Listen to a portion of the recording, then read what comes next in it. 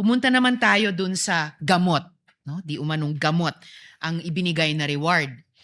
So muli, sa karanasan po ninyo sa ICFAO, and based on your expertise, normal po ba iyon na gamot ang kapalit ng intelligence information?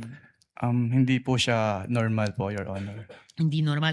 Naranasan nyo na po ba ito dati na gamot ang bayad para sa impormasyon? Hindi pa po. First time po dun sa may OBP po, Your Honor. Okay, first time po dito sa OVP. At ito pa yung palaisipan. Kung may sakit talaga yung tao, naimbestigahan niyo po ba sa ICFAO kung bakit kailangang magbigay muna sa ng intelligence information bago siya bigyan ng gamot?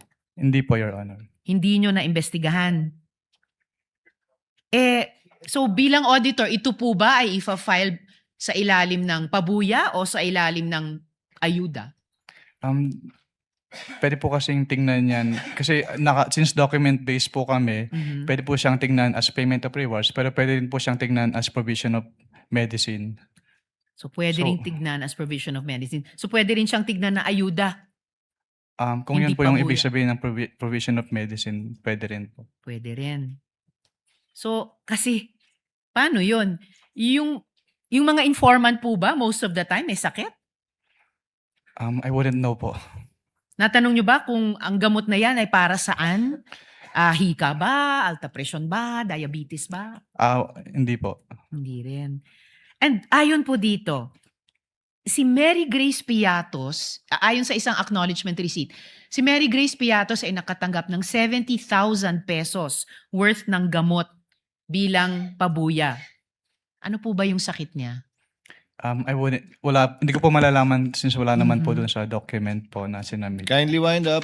Will do, Mr. Senator Judge Risa. Presiding Officer. Pero may paraan po ba ang ICFAO malaman kung ano yung sakit niya? Kasi binayaran natin ito eh. Pwede po namin tanungin, Your Honor. Pero since document-based po kami, kung ano lang po yung nasa document, yun lang po yung malalaman namin. Document-based pero pwede niyong tanungin. Yes po. Okay. Kapag may mga hindi normal na pangyayaring ganito. Yes po. Allowed po kami under 6.2.3.7 of the Joint Circular po. Okay. Salamat, Mr. Witness. Salamat.